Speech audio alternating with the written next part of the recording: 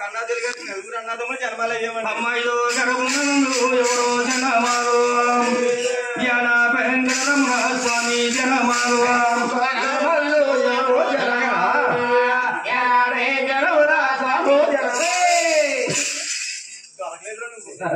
ఎవరినో గురువు గారు ఇంతేటి సభలో ఈ పచ్చని పందిట్లో మా ఎదోడు యానపెంకన పేరు చాలా గీయలేదండి. యాన పెంకన మారడానికి లేదన్నావు. యాన పెంకన మీలో పుట్టలేదా? మాలో పుట్టాడు. పెరగలేదా? కులము లేదా? గోత్రము లేదా? కుల గోత్రాలు ఉండగా యాన పెంకన మాట ఇంటికి తేనకలేదు బాబు. మా చిన్నప్పుడు చిన్న తప్పు చేసాడని మా తమ్ముడు యానపెంకన్న. ఏమి తప్పది? ఏమిటి అనుకున్నారు? ఏమిటి? మా కన్నా తెలుగు గారికి మేము 7 అన్నదమ్ములు జన్మాలు అయిన తర్వాత 7 కూడా దగ్గర పిలిచి ఆయన ముందు ముందు కలియుగం పుట్ట తెలుసుకుంది. పుట్టిన కలిసి మెల తెలుసుకుంది. మీరు పూజలు చేస్తే కనుక ముందు ముందు మానవులందరూ కూడా మిమ్మల్ని పూజించారని మా కన్నా తెలుగు గారు 7 అన్నదమ్ముల దగ్గర పిలిచి మామా తుప్మా పెట్టారు. పొద్దున ఆదినారాయణ గారు చేయించారు జీడిపప్పు వేసి ఉప్మా తింది. అందుకంటే ఇడ్లీ ఉడ్డు నాయన ఉప్మా కాదయ్యా, అదే ఉపాసం. ఉపాసం నూరు కూడా పచ్చి మంచిలు తాగరాదు బాబు. రోజు నిరారం అయిపోద్ది. ఆడవారు ఉన్నారు. శుక్రవారాలు శనివారాలు ఎందుకు చేస్తున్నారు అనుకున్నారు? వాళ్ళ భర్త కోసం, వాళ్ళ పిల్లల కోసం, భగవంతుని మీరు భక్తి కోసం నాయన. ముందు ముందు ముక్కు కోసం ఆ ముత్తు కోసమే. నూరు ముదురు గురించి పూజ చేస్తున్నారు ఆడవాళ్ళు అన్నావంటే మేము మామసూత్రం సీపుగా వచ్చేద్దాం. ఓ వెనకాల మామ ముందు మామ నీకు బలం ఎక్కువైపోయింది వాళ్ళకి. ఏం చేసింది ఇప్పుడు? ఉపాసం అంటే అలాంటి ఉపాసం కాదు. యానపెంకన్న జన్మించాడు, తల్లి దగ్గర పిలిచింది. ఓ యానపెంకన్న ముందు కలియుగముడు తలుచుకుంది. కలియుగములో మానవులందరూ మిమ్మల్ని దేవుల కింద పూజించాలి. పూజించాలంటే ఈ రోజు నుంచి మీరు తడిమడి ఉండాలి, కానీ జపాలు ఉండాలి, పూజలు చెయ్యాలి అని అన్నాదమ్ములు 7 వెంకన్న బాబుతో కూర్చోబెట్టింది. తల్లి పూజ చేస్తుంది. పూజ జరిగేటప్పుడు యానపెంకన్న ఏమనుకున్నాడు? ఉపాసాలంటే ఎటువంటి ఉపాసాలే అంటే కాఫీ తాకూడదు, ఇంకా నెయ్యి ఇడ్లీ తిన్నమ్మా. మా ఆవిడ చేస్తుంది శనివారం. ఎలా చేద్దాం మీ ఆవిడ ఎలాగా? మా ఆవిడే శనివారం నాడు పొద్దున్నే 10 గంటలకు ఎక్కుతుందమ్మా. బంగారు కొండ 10 గంటలకు మీ ఆవిడే కాదు, ఇక్కడ కూర్చున్న ఆడవాళ్ళు చాలా మంది అప్పుడే లేపుతున్నామ్మా. రాత్రి మట్ల 10 గంటలకు కొడుకుని 10 గంటలకు ఏం చేస్తుంది ఆవిడ? మా ఆవిడే రాత్రి మట్ల 12 గంటల దాకా రిమోట్ అట్టు నొక్కుదమ్మా. వెనక్కి ముందు చాలన్నీ మార్చేసి రాత్రి మట్ల 12 గంటలకు కొడుకుని పొద్దున్నే 10 గంటలు ఎక్కుతుందమ్మా. 10 గంటలకు లేచి లాగానే చేరి కాఫీ తాగేది.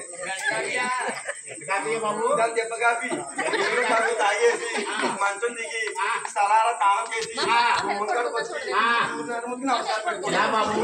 ఓ సూర్యనారాయణ, ఓ జయనారాయణ, ఓ వెంకటనారాయణ పిల్ల ఎదురుకుండా బాగా కూర్చున్నావు. మీ నాన్నగారే అమలాపురం వెళ్తున్నారు.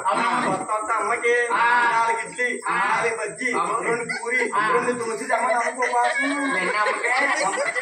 ఏంటి పూజ చేస్తుంటే ఉపాసం 4 రకాల టిఫిన్ తింటారా? పొద్దున పూట మా ఆవిడ పొద్దున్నే టిఫిన్ అయిపోతుంది. అప్పుడు మళ్ళీ మధ్యాహ్నం భోజనం ఏమిటనుకున్నాం? ఏమిటి? దసరా పచ్చిపులుసుని అందులోకి కొబ్బరికాయ చట్నీ కూడా ఉండాలి. అమ్మ బాబాయ్ ఆడవారికి చట్నీ లేకపోతే ముద్ద తింటారు. మా ఆవిడని మధ్యాహ్నం భోజనం అయిపోతుంది. ఈ లోపల మళ్ళీ సాయంకాలం టిఫిన్ వేసుకోవాలి కదమ్మా. ఈ లోపల మా ఆవిడ ఏం చేస్తంటే పొద్దున్నే నానబెట్టుకుంటారు తొమ్మిది పప్పు మినపప్పు. ఇంటికి వెళ్ళిపోతే సరిపోద్ది, సరిపోదమ్మా. పప్పు అయితే మా ఆవిడ ఏం చేస్తంటే రుబ్బుది మొదలెట్టమ్మా. రుబ్బుతుందనక ఎండ్ర కొనవచ్చు కదా. ఎండ్రమా అత్తరెట్టారమ్మా. అత్తూరే పెట్టాలి, ఇటు మాత్రం కొండం. ఆవిడకి రుబ్బితే కానీ రుబ్బి వెళ్దండి. అలా నేర్పారు వాళ్ళ అమ్మగారు ఇంటికాడ. పాపం మా ఆవిడ రుబ్బింది అనుకుంటుంటే రుబ్బిందంటే అలసిపోయింది అనుకుంటున్నాను నేను. ఏదో పాపం బాధపడిపోతున్నారు. మా ఆవిడ 4 గంటలకు రుబ్బుతూ మొదలెడతాను మొదలెడద్ది పొలం వెళ్ళి పాలు తీసుకుని ఎందుకు వస్తాను నాకు డ్రాప్ టికెట్ టీ తాగి మళ్ళీ పొలం వెళ్తాను వీళ్ళు మా ఎవడంటది ఎవరికి వస్తాను వీళ్ళు ఆవిడ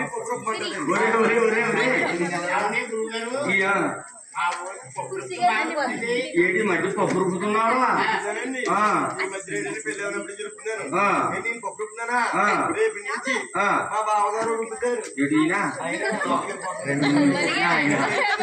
బాబు ఆయన ఏంట్రా అందుకనే పెద్దలు రుబ్బుతున్నారు రుబ్బుతుంటే పప్పు రుబ్బుతుంది కాదు ఇప్పుడు ఈ అమ్మాయి ఉందనుకో ఇద్దరు కూడా ఉద్యోగాలు చేస్తారు సపోజ్ మరి ఎప్పుడైనా టిఫిన్ వేసుకోవాలనుకో ఈవిడ మిర్చిలో పెడతాది పప్పు ఏమంటే ఇది కూర్చున్నాను కదా కొంచెం ఇచ్చేది అయిపోయింది కదా అది రుబ్బుతూ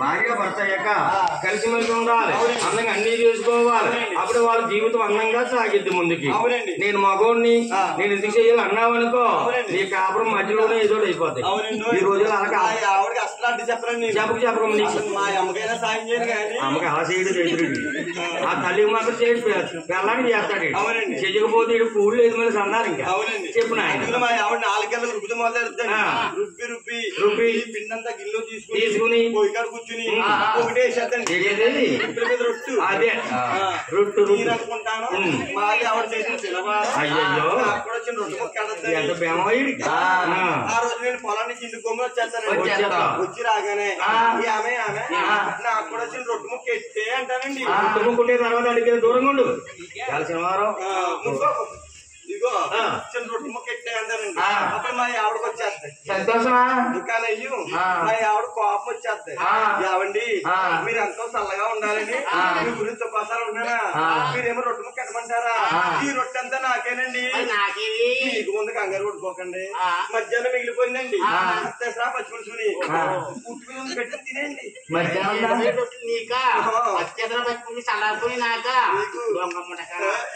అందుకే ఇలాగా అయిపోడు వాళ్ళ ఆవిడ సందుల్లో అయిపోయింది ఈ మధ్య అంటే ఆడవారు ఉపాసాలు అంటే అలా ఉంటాయమ్మా అలాంటి ఉపాసం కాదు అప్పుడు యాన పెంగన్న ఏం చేస్తున్నాడు ఆయన దేవుడు కడుకుచున్నాడు పూజ చేస్తుంది ఈ యాన పెంగన్ అనుకున్నాడు ఆకలి వేస్తుంది తల్లి చూస్తే పూజ చేస్తుంది ఎలాగా అని చెప్పి కాళ్ళు కడుక్కోవాలి తలుపున బాగా లేదు జాయిగా దేవుడి కాడికి వెళ్ళాడు ఆ వడపప్పు చూసాడు వడపప్పు తిన్నాడు వడపప్పు తింటే ఆకలి తీరిందా తీరక దొడ్డు తిరిగి వచ్చాడు ఉట్టి మీద ఉంది సల్దనం కుండా ఆ సల్దనం తిన్నాడంటే యాన పెంకన్న తల్లి కళ్ళతో చూసింది